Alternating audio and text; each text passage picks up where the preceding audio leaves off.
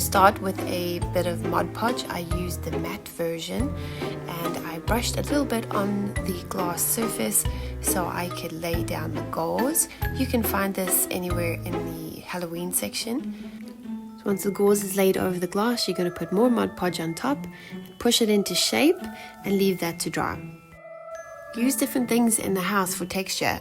For this one, I'm using a Bounty kitchen towel, and I'm going to do the same thing I did with the gauze. I'm going to tear the kitchen towel to the shape that I wanted. Then I'm going to place Mod Podge on top of the glass, and then once it's placed where I want it, I will then brush the top of it with more Mod Podge and use the paintbrush to push it into shape and give it more character. And I just love how the texture looks once you do that. You really can't go wrong with this.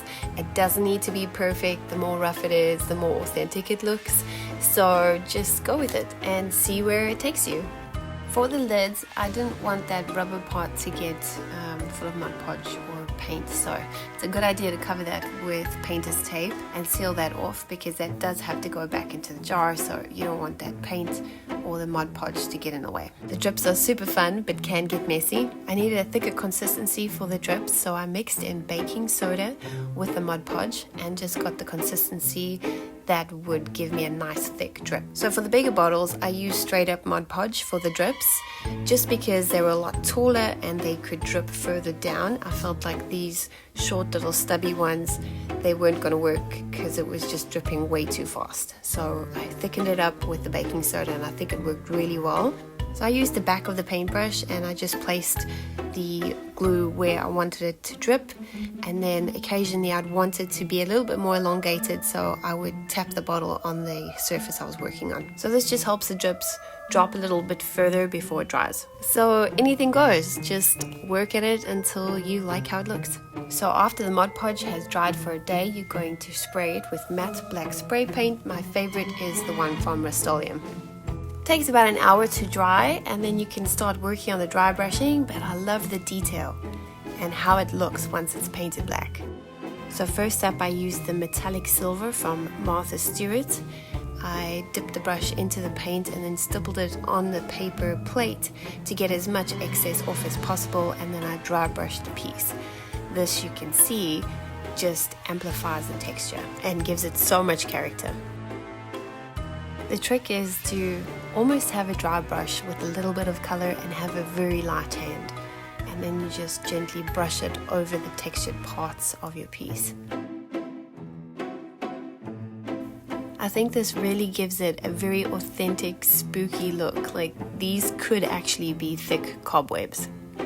So these little squares were the original texture of the jar, and I just wanted to highlight it just a little bit. This part here was the kitchen towel, and I'm just blown away at the texture of it. I think it turned out great. So the crystal stopper needed something, so I put black gauze on top of that with a bit of Mod Podge.